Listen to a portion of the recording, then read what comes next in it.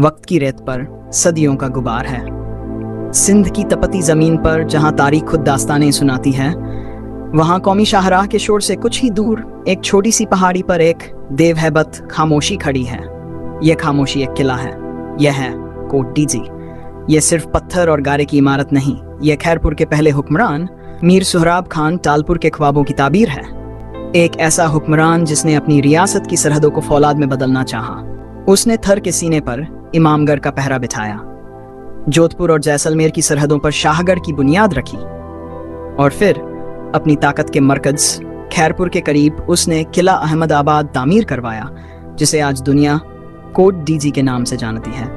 खैरपुर शहर से सिर्फ 20 किलोमीटर जनूब में, पेशावर से कराची जाने वाली शाहराह के ऐन करीब, यह किला जमीन से 70 फुट की बुलंदी पर गुरूर से सर उठाए खड़ा है। इसे देखो, इसकी दीवारें बारीक पक्की ईंटों से बनी हैं। यह सन 1797 ईस्वी था। मीर सोहराब खान का वजीर तामीरात सराय मोहम्मद सालेह जहरी बलोच अपनी निगरानी में तारीख का यह शाहकार तख्लीक कर रहा था। अगरचे पत्थरों पर लगी एक तख्ती इसके बनने का साल 1795 बताती है। कुछ किताबें 1797 का दावा करती हैं, लेकिन सच तो यह है कि इस अजीम किले की बुनियादें 1785 में ही खोदी जा चुकी थीं। ये वो दौर था जब हालानी की जंग ने कलहोड़ा खानदान की हुकूमत का चिराग बुझा दिया था, और इसी जंग की राख से मीर सोहराब खान टालपुर एक फातेह बनकर उभरा था। उसने किसी की मातहती कबूल न की और अपना तख्त खैरपुर में सजाने का फैसला किया। एक ऐसा फैसला जिसे 1793 में मीर फतह अली खान ने भी एक खुदमुख्तार हुकूमत के तौर पर तस्लीम किया, और फिर वक्त का पहिया घूमता रहा, यहाँ तक कि 1954 में यही रियासत खैरपुर पाकिस्तान का हिस्सा बन गई। यह किला खालिसतन फौजी मकासद के लिए बनाया गया था। यह एक दिफाई फसील था, एक इंतजामी मरकज और ताकत का एक नाकाबिल तस्खीर निशान। एक नवाब की निगरानी में 500 सिपाहियों का दस्ता और 100 तोपें हरदम तैयार रहती थीं। यह सिलसिला 1843 तक अंग्रेजों के आने तक यूं ही चलता रहा, लेकिन जब रियासत खैरपुर ने अंग्रेजों की बालादस्ती कबूल की तो मीर अली मुराद खान ने इस किले की तकदीर बदल दी। ताकत का यह मरकज अब एक जेल खाने में तब्दील हो चुका था। इस किले की हैबत का अंदाज़ा इस बात से लगाए कि जब सर चार्ल्स नेपियर सिंध का फातेह इस किले में दाखिल होना चाहता था तो उसका और मीर अली मुराद खान का शदीद तनाज़ा हुआ। यह किला अपने राज आसानी से नहीं खोलता था। मीर साहब ने किले के बाहर एक खूबसूरत बाग बनवाया, फैस बाग।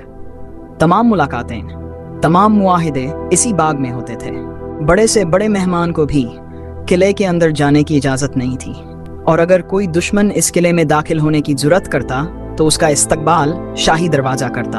एक ऐसा दरवाज़ा जिसमें लगी थी बड़ी बड़ी नुकेली चुभती हुई कीलें, ताकि अगर कोई हाथी या हमला आवर टकराने की कोशिश करे तो वह इन कीलों में पेवस्त होकर रह जाए, उसके लिए आगे बढ़ना नामुमकिन हो जाए। यह तो सिर्फ पहला दरवाज़ा था। इस किले में शाही दर के अलावा 2 और दरवाजे भी थे। जैसे जैसे आप किले में आगे बढ़ते हैं, किले की ऊंचाई बढ़ती जाती है। रास्ते में अनगिनत सीढ़ियाँ, जेल की काली कोठरियाँ, पानी के वसीय हौज, शाही हरम और तख्त आपके सामने आते जाते हैं। यहाँ एक कुआं भी है जो प्यासी जमीन की गहराइयों से पानी खींचता था। पूरे 50 बुर्ज इस किले की निगरानी करते थे। यहाँ एक बड़ा हौज भी है, 12 फुट गहरा, 37 फुट लंबा और 22 फुट चौड़ा। शाही खानदान किले के बालाई हिस्सों में रहता था। सिपाहियों की रिहाइश और बारूद खाना, सब कुछ ऊपर दुश्मन की पहुंच से दूर। इस किले की दीवारें महज दीवारें नहीं, ये एक धोखा है। जो आपको एक दीवार नजर आती है वह असल में 2 दीवारें हैं, एक बैरूनी दीवार, फिर एक खाली जगह और फिर एक अंदरूनी दीवार। दिफा की ऐसी हिकमत अमली कि दुश्मन तोप का गोला भी मारे तो वह बैरूनी दीवार से टकरा कर रह जाए, अंदरूनी किला महफूज रहे। और हर बुर्ज पर तोपें नस्ब थी, ऐसी तोपें जो किसी भी हमला आवर को मीलों दूर से निशाना बना सकती थी। सिपाही इन्हीं मोर्चों से 24 घंटे निगरानी करते थे। लेकिन आज अगर आप इन बुर्जों पर खड़े हों तो आपको फकत चंद तोपें ही नजर आएंगी। बकिया सब कहाँ गई? तारीख का एक तल्ख बाब। जब सकाफत का महकमा वफाक के पास था तो वे तमाम तोपें, वे तमाम तारीखी नवादिरात पंजाब मुंतकिल कर दिए गए। कानून कहता है कि कदीम आसार इसी इलाके में रखे जाने चाहिए, लेकिन कोट डीजी की तोपें आज अपनी जगह पर मौजूद नहीं हैं।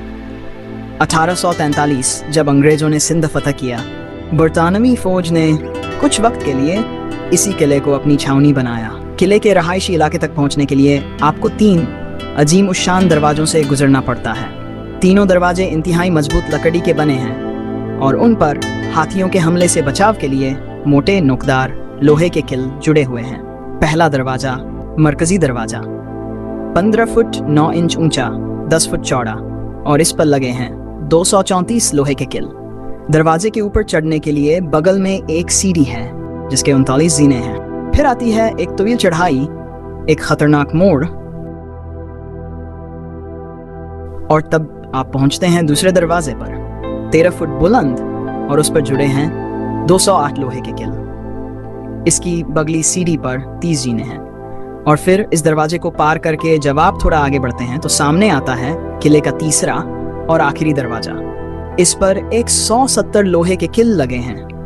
दरवाजे के बाहर दाएं जानिब तोप के गोले रखने की जगहें बनी हैं जिन पर बारीक लोहे की जालियां लगी हैं। कभी यहाँ तोप के गोलों का एक बड़ा जखीरा मौजूद था, लेकिन 1982 में सचल सेमिनार के मौके पर वे गोले बाहर निकाले गए और फिर कभी वापस नहीं लाए गए। इसी तीसरे दरवाजे पर अंग्रेजी में वह बदनाम जमाना तहरीर लिखी है जिसे पढ़कर कैदियों की रूह कांप जाती थी। जो कोई अंदर दाखिल हो वह हर उम्मीद छोड़ दे। इस आखिरी दरवाजे को अबूर करके आप एक खुले मैदान में पहुंचते हैं। सामने एक कमरा है जिसकी छत नहीं है।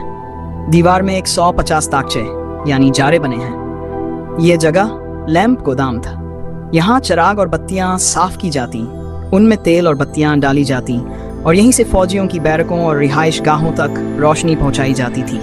इसी बत्ती गोदाम के पास खड़े होकर अगर आप बाएं तरफ देखें तो एक सफ़ेद हौज नजर आएगा। ये वही बड़ा हौज है, 12 फुट गहरा, 37 फुट लंबा और 22 फुट चौड़ा। कभी इस पर भी छत हुआ करती थी, आज सिर्फ 2 सुतून इसकी यादगार के तौर पर खड़े हैं। ये हौज किले में रहने वालों को पानी फराहम करता था। बाहर से कोई नहर या नदी किले तक नहीं आती थी। शायद किले के अपने कुएं से या बाहर के कुओं से मशकों के जरिए इस हौज को भरा जाता था। हौज में उतरने के लिए 13 जीनों वाली एक सीढ़ी भी है। हैरत की बात यह कि गंदे पानी के निकास के लिए कोई नाली नहीं, शायद फालतू पानी बर्तनों के जरिए ही बाहर निकाला जाता था। और अब देखिए उन बुर्जों को, 11 फुट 2 इंच चौड़े। हौज के मगरिब की जानिब जो बुर्ज हैं उन पर अपने वक्त की मशहूर तरीन मीरासी तोपें सुफन और मलिके मैदान रखी हुई थी। हौज के मशरिक में एक बुर्ज है जिसमें सीढ़ी के जरिए आप ऊपर चढ़ते हैं और अंदर आपकी आंखें खैरा हो जाती हैं। निहायत खूबसूरत रंगीन गुलकारी का काम, ऊपर एक खुला सहन और रिहायशी कमरों के आसार। ये जगह नवाब या सिपह सालार की रिहायशगाह थी और इस बुर्ज का नाम था फतेह बुर्ज, यानी किले की फतह की सूरत में फातेह फौज अपना झंडा इसी बुर्ज पर लहराती। आज यहाँ खड़े होकर आपको दूर दूर तक बागात और सरसब्ज मैदानों का मन मुंह लेने वाला नज़ारा दिखाई देता है। तीसरे मरकजी दरवाजे के दाईं जानिब शुमाल की तरफ मीर साहबों की कदीम रिहायशगाह यानी हरम है। इसकी बैरूनी दीवारें और बावर्ची खाना कच्ची मिट्टी का बना है, लेकिन अंदर रिहायशगाह खालिस मुगली तर्ज पर बनी है। लकड़ी का नफीस काम, दरव दीवार पर दिलकश गुलखारी। यहाँ लकड़ी के दरवाजे नहीं थे, बल्कि कमानों पर कीमती रेशमी पर्दे या चिकन आवेजा की जाती थी। ये रिहायशगाह 40 फुट लंबी और 20 फुट चौड़ी है। कुछ ज़बानी रिवायतें कहती हैं कि रियासत का खजाना भी यहीं रखा जाता था। हरम के बाहर एक खुला मैदान और मैदान के बीच एक चबूतरा। ये चबूतरा कचहरी के लिए, समा की महफिलों के लिए और सलामी लेने के लिए इस्तेमाल होता था। हरम से आगे शुमाल की जानिब किले के आखिरी सिरे पर वाली रियासत का पत्थर से बना खूबसूरत तख्तगाह है। मीर साहब ईद बरात या किसी बड़े खुशी के मौके पर इसी तख्त पर बैठकर रया को अपना दीदार बख्शते थे, या अहम तरीन रियासती फैसलों का ऐलान यहीं से होता था। इसी तख्तगाह के पास शुमाल मगरबी कोने पर इस किले की सबसे बड़ी तोप मरियम रखी हुई थी और मगरबी जानिब शीदियानी तोप नस्ब थी। मीरों के हरम के सामने वाला हिस्सा वो हिस्सा जिसे जेल खाने में बदल दिया गया था। उम्र कैद या जन्म टेप के कैदियों के लिए ये एक तवील बैरक है, 138 फुट लंबी और सिर्फ 9 फुट चौड़ी और मुकम्मल तारीख। ऊपर छत में सिर्फ एक सुराख, कैदियों को खाना पीना इसी सुराख से नीचे फेंक दिया जाता था। ये अपने दौर का सख्त तरीन और खौफनाक तरीन कैद खाना था। यहाँ सिर्फ मकामी ही नहीं बल्कि दूसरी रियासतों के खतरनाक तरीन गैर मुल्की कैदी भी लाकर रखे जाते थे। 70 फुट की बुलंदी, तोपों और मुहाफिजों का पहरा, 3 नाकाबिले उबूर दरवाजे। यहाँ आने वाला कैदी जीते जी मौत से समझौता कर लेता था। लेकिन सन 1882 ईस्वी इसी कैद खाने के अंदर उम्र कैद के कैदियों ने बगावत कर दी। उन्होंने अपनी बेड़ियां तोड़ डाली, वे मुहाफिजों से लड़े और उन्होंने किले की तोपों पर कब्जा कर लिया। कैदियों ने अपने ही किले पर गोले बरसाने शुरू कर दिए। शदीद जानी नुकसान हुआ, अफरा तफरी मच गई।